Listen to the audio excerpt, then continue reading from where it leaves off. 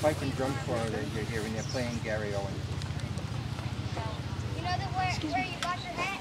They just went straight.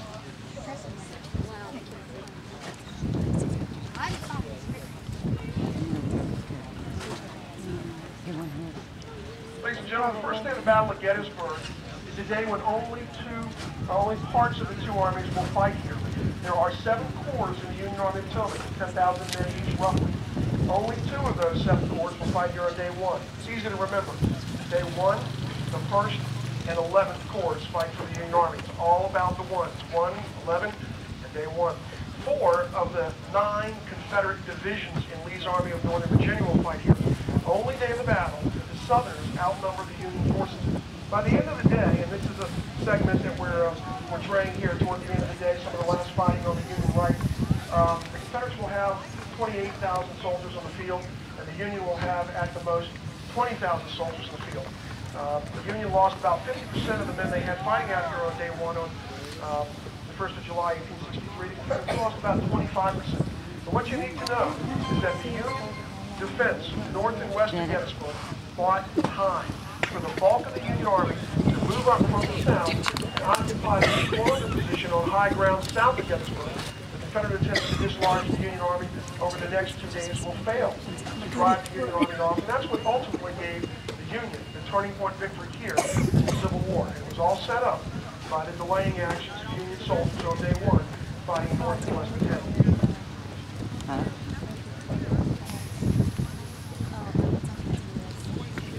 We're going to start off today with some cavalry fighting. Cavalry is the branch of service, it's the horse soldiers.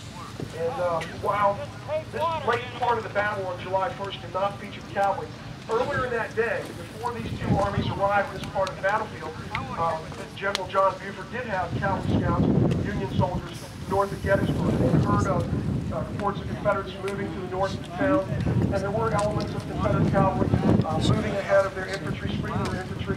And so there was some slight contact northeast of Gettysburg in this area earlier in the day. That is what we're about to see here. This would be action between the 2 cavalry forces earlier that day.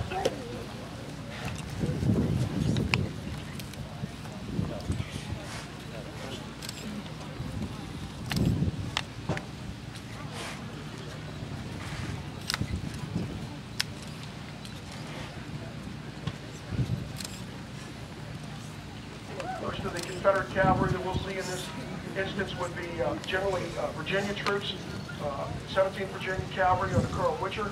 Opposing them are members of the brigade of Colonel Thomas Devon, General Buford's division cavalry.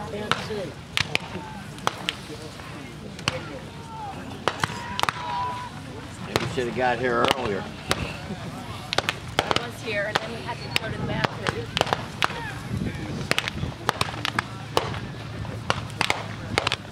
Not her.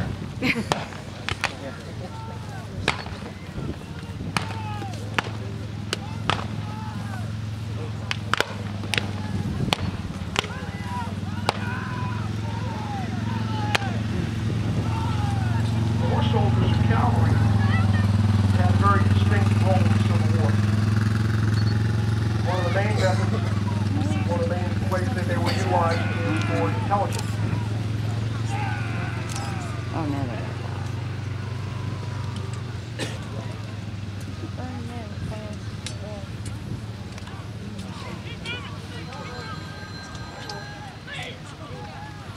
Cavalry soldiers obviously can range out farther than foot soldiers, so when battles usually occur, the first elements that encounter each other are cavalry units. Use your cavalry to go out and try to get information on the location of the enemy and their strength, direction of movement. You also use your cavalry to screen your army to protect your infantry or foot soldiers from the eyes of the enemy. When the infantry does arrive on the battlefield, usually the cavalry would peel off and protect the flanks or the ends of the Union line. Come on, listen. what? Oh, yes, sir. Come on. I don't know.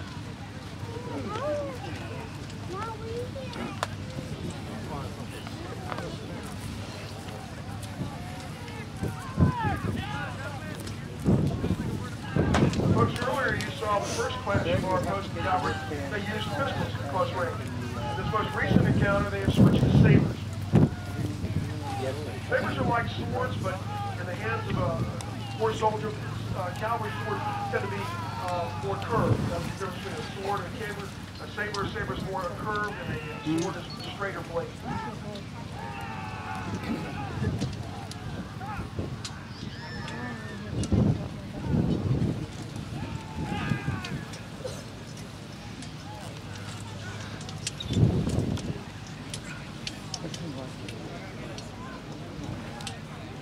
During the Civil War, two of the largest all-cavalry fights in the American Civil War were part of the Gettysburg campaign.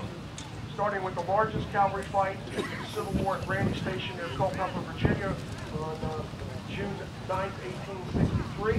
And then here in Gettysburg on the third day of the battle, Confederate Commander Jeff Stewart, trying to get behind the Union lines and threaten the main Union supply line of Baltimore Pike, was intercepted by one George Armstrong Custer, later of fame out in Montana at Little Bighorn.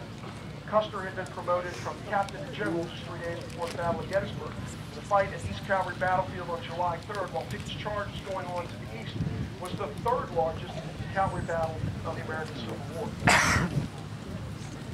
Another weapon horse soldiers would use is carbines. Carbines were shorter rifles, and they were loaded from the breech of the stock. You could dismount your cavalry, fight on foot, and you could fight behind dismantled fence rails or stone walls. And the advantage of loading from the breech of the stock is you can reload while you're crouched down behind some sort of shelter. Whereas the infantry and foot soldiers have 3-foot-tall rifles, and they go through a 9-step procedure for loading. It takes about at least 20 seconds to go through the 9-step procedure. So it's a little bit easier for horse soldiers to fight behind protection, whereas foot soldiers have to stand out in the open. Of course, the trade-off is that the foot soldiers with their longer rifles can fire farther, and the horse soldiers with their shorter cavalry carbines